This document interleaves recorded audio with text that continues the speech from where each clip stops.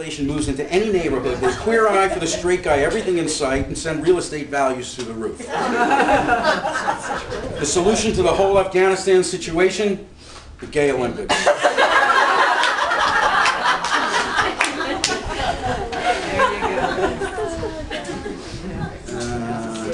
Should I keep going? Yeah. You'll save 30 bucks. All right, this is Joy Behar. Now, I wanted to talk to Joy Behar about this because I thought she was in a really interesting position as somebody who speaks her mind and really doesn't care what people think. In that she does it on daytime television. You know, she does it in a typically anodyne, sterile, don't rock the boat kind of an arena, and she's been doing it for quite some time, and people love her. And she said something very interesting at one point about her on The View.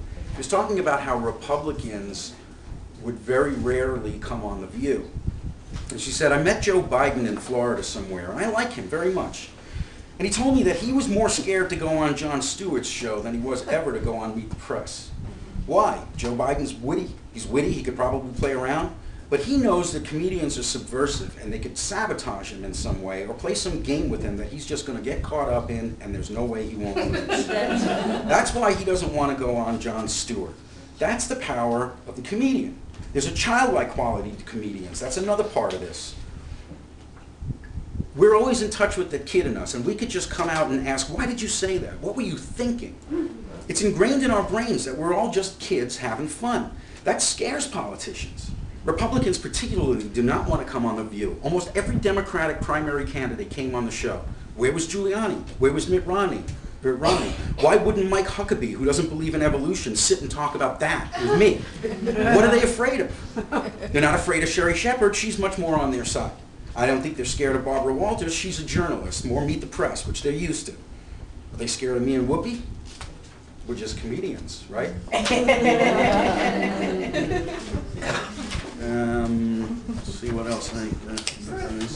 Proofs? Yeah, I love it. Oh, I can't pronounce half his words. Did you do Stephen Wright by any chance? No. Stephen Wright's going to be in Volume 2 if you guys buy 2,500 copies. Here we go. Mark Maron. Mark, what? Lorraine is not interviewed in the book, it's just her portrait. Mark Maron and Dana Gould and I all had a big conversation about atheism. And Mark settled it all with this. Look, I'm willing to keep the jury out on all of this. If you want to build your life on being the guy doing the big work, taking the pictures, discerning the text, great. Send me a memo when you have something conclusive. I'll be more than happy to look at it. But you know, faith without works is dead, right? That's a fucking Jesus thing. But faith without God is possible, and I don't think there's anything wrong with that. And if you find yourself struggling with existential fear, the only thing God's supposed to do when you're in your darkest moments, basically, is be a big voice that goes, hey, what's the matter, little guy?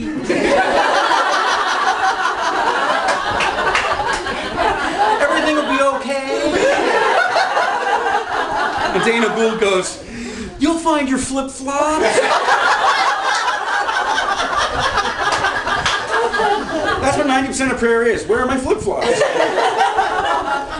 This is Dana Gould. There's the fear that the universe is indifferent, which is terrifying to people, and the inability to accept the fact that decency is its own reward. You see, I have no fear in my life. That's why I get on planes and travel thousands of miles to get on stages and beg strangers to love me. And then Mark adds, and then not even believe him. They don't really like me.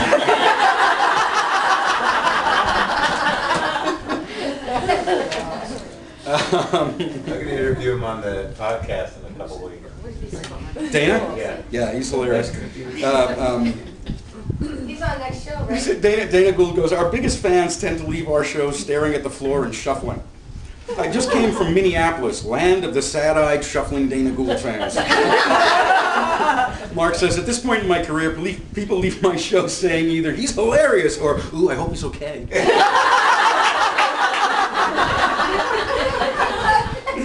A lot of Mark's crowd is people from the night before just bringing him food. I made you a little something. I made you some banana bread. It's my mother's recipe. And Mark ends with, I'm fine with that. Did you interview Eddie Izzard? No, Eddie is not in the book, only because he was tough to get a hold of. So he's not in there. But Give us one more, and then Okay, one more. it's time This to is- buy your book. I'm gonna leave you on something that I think is really beautifully poetic and says everything you need to know. The book opens with Billy Connolly, who basically gives an overture. He talks about the experience of doing stand-up and what it's like to be a stand-up, completely separate from any issues or ideas or thoughts, just the experience of stand-up. And he said, I asked him, we were talking about how I believe you can tell everything you need to know about somebody from their act, from a comedian who they're really like from their act, what they choose to do, what they don't choose to do. And I said, what does your work say about you? And he said that I'm alone, that I'm fucking alone. Everything I do is about making all these other people laugh, but if you listen to my stuff, you'll see there's this wee, not lonely, but a lone guy. Most comedians, I think, are. You'd think we're gregarious, but actually we're kind of loners. And that comes from a lifetime of one-nighters, when you're alone all the time. There's nothing that's not alone. It's not lonely. I'm not lonely up there, but I am alone. And there's a certain power that comes with being alone. You're born to be a loner when you're a comedian. That's kind of what molds you, and it's what makes you an original thinker. Eventually, you're just telling people your life, your perceptions, exaggerated, but you basically single out your solitary self and you put a light on it. Barry Humphries, he's Dame Edna, said the loveliest thing to me about this. He said, sometimes I'm surrounded by all these people, I'm doing press conferences, dealing with people in the business, and then I walk out onto the stage in front of 1,000 people and I think, ah, alone at last.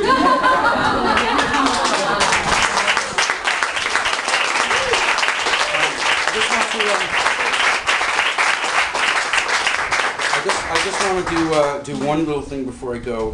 This in honor of Kelly, who's here, and her dad, who passed away 2 years ago today, and who is the saint overlooking this entire book and everything most of the people in here do.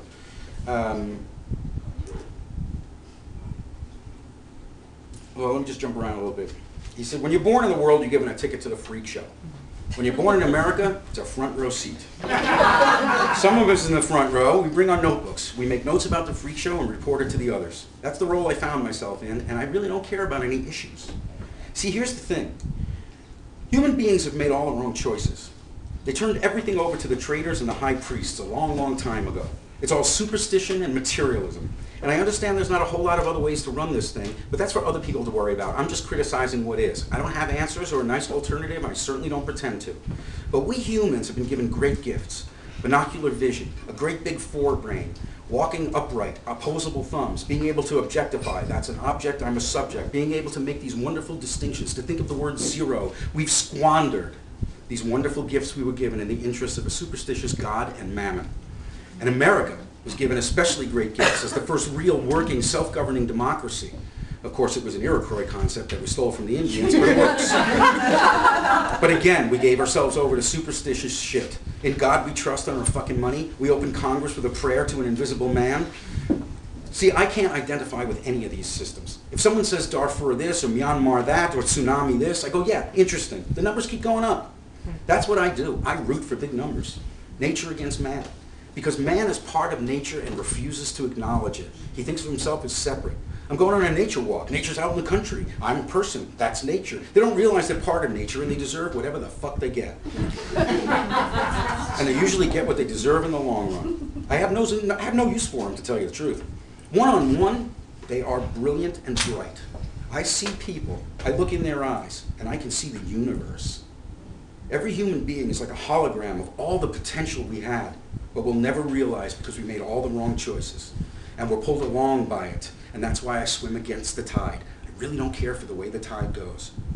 By the way, before September 11th, I'd originally planned to call my HBO special scheduled to air that October. I kind of like it when a lot of people die. How to change that?